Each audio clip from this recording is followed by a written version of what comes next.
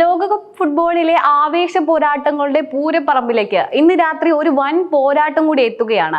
ലോകകപ്പ് round of 32-ലെ ഏറ്റവും ത്രസിപ്പിക്കുന്ന, ഏറ്റവും പ്രവചനാതീതമായ ആ മഹാപോരാട്ടം ഇന്ന് ഹൂസ്റ്റണിൽ അരങ്ങേറും. 5 വട്ടം ലോക ചാമ്പ്യന്മാരായ കാനറികൾ ഇന്ന് സാമുറായികളുടെ നാട്ടിൽ നിന്നുള്ള പോരാളികളെ നേരിടുന്നു. Brazil versus Japan. ഇന്ന് രാത്രി കൃത്യം 10:30 ഈ മഹായുദ്ധം. ജയിക്കാനായി ഏതറ്റം വരെയും പോകുന്നവരാണ് ജപ്പാന്റെ സാമുറായികൾ. തോൽവിയേക്കാൾ നല്ലത് മരണമാണെന്ന് വിശ്വസിക്കുന്ന പോരാളികൾ. ആ ഒരു ഉൾക്കരുത്തും വീര്യവുമാണ് ജപ്പാൻ ടീമിന്റെ ഇന്ധനം. അതുകൊണ്ട് തന്നെ അവരെ അത്ര എളുപ്പത്തിൽ തോൽപ്പിക്കാൻ ആർക്കും കഴിയുകയുമില്ല. ബ്രസീൽ ക്യാമ്പിനെ ഇന്ന് ഏറ്റവും കൂടുതൽ ആശങ്കപ്പെടുത്തുന്നതും ജപ്പാന്റെ ഈ അസാധ്യമായ മെന്റൽ സ്ട്രെങ്ത് തന്നെയാണ്. കഴിഞ്ഞ വർഷം ഒരു സൗഹൃദ മത്സരത്തിൽ ഇരുവരും ഏറ്റുമുട്ടിയപ്പോൾ 2-നെതിരെ 3 ഗോളുകൾക്ക് ജപ്പാൻ ബ്രസീലിനെ അട്ടിമറിച്ചിരുന്നു. ലോകകപ്പ് എന്ന് പറഞ്ഞാൽ അത് ബ്രസീലിന് സ്വന്തം വീട് പോലെയാണ്. ഇതിഹാസ താരങ്ങളും സമനിലയില്ലാത്ത റെക്കോർഡുകളുമായി വിശ്വവേദി ഭരിച്ചവർ. പക്ഷെ കഴിഞ്ഞ 24 വർഷത്തെ 6ാം കിരീടത്തിനായുള്ള കാത്തിരിപ്പ് അവസാനിക്കാൻ ഇറങ്ങുന്ന ബ്രസീലിന് യഥാർത്ഥ പരീക്ഷണം തുടങ്ങുന്നത് ഇന്നാണ്. ഇറ്റാലിയൻ തന്ത്രശാലിയായ കാർലോ ആൻസലോട്ടി എന്ന 60-കാരനായ കോച്ചിന്റെ ബുദ്ധിയാണ് ബ്രസീലിന്റെ പ്രതീക്ഷ മുഴുവൻ. വലിയ വേദികൾ എങ്ങനെ കളിച്ചു ജയിക്കണമെന്ന് ഈ ആശാന് കൃത്യമായി അറിയാം. 4-3-3 എന്ന ആക്രമണ ശൈലിയായിരിക്കും ഇന്ന് ബ്രസീൽ ഇറങ്ങുക.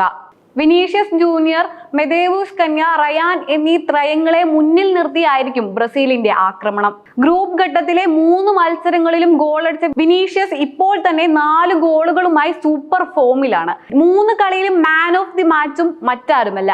4 ഷോട്ടുകളിൽ 3 എണ്ണവും ഗോളായി മാറി. 19-കാരൻ റയാനും മധ്യനിരയിൽ കളി മേയുന്ന ബ്രൂണോ ഗയറൂസും അലീസൺ ബേക്കറുടെ കാവലുള്ള പ്രതിരോധവുമെല്ലാം ബ്രസീലിന് കരുത്താകുന്നു. കഴിഞ്ഞ 2 കളികളിലും ബ്രസീൽ ഒരു ഗോൾ പോലും വാങ്ങിയിട്ടില്ല എന്നതും ശ്രദ്ധേയമാണ്. എന്നാൽ മറുഭാഗത്ത് നിൽക്കുന്നത് സമീപകാല ഫുട്ബോളിലെ ഏറ്റവും കൺസിസ്റ്റന്റ് ആയ ടീമാണ്. അവസാന 10 മത്സരങ്ങളിലും തോൽവി അറിയാത്ത ജപ്പാൻ.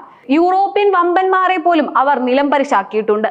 ക്യാപ്റ്റൻ വതാരു എൻഡോവും സൂപ്പർ താരം കവോറു മിറ്റോമയും പരിക്കേറ്റ് പുറത്താണെങ്കിലും ജപ്പാന്റെ കുതിപ്പിന് അതൊന്നും ഒരു തടസ്സമല്ല. 3-4-2-1 എന്ന കൗണ്ടർ അറ്റാക്കിന്റെ ശൈലിയാണ് കോച്ച് ഹജീമെ മൊറിയോസുവിൻ്റെത്. 90 മിനിറ്റും ഒരേ താളത്തിൽ, ഒരേ ഫിസിക്കൽ ഫിറ്റ്നസോടെ ഓടിക്കളിക്കാൻ ഇവർക്കാകും. ഡെയ്ചെ കമാദ, അയാസെ ഉദേയ, കെയ്റ്റോ നഗാമുറ തുടങ്ങിയ മിന്നും താരങ്ങളിലാണ് ജപ്പാന്റെ പ്രതീക്ഷ. ചുരുക്കത്തിൽ പറഞ്ഞാൽ ബ്രസീലിന്റെ വമ്പൻ അറ്റാക്കിങ്ങും ജപ്പാന്റെ തീയേക്കാൾ മൂർച്ചയുള്ള കൗണ്ടർ അറ്റാക്കിങ്ങും തമ്മിലുള്ള മാസ് പോരാട്ടത്തിനാണ് ഇന്ന് ഹൂസ്റ്റൺ സാക്ഷ്യം വഹിക്കാൻ പോകുന്നത്.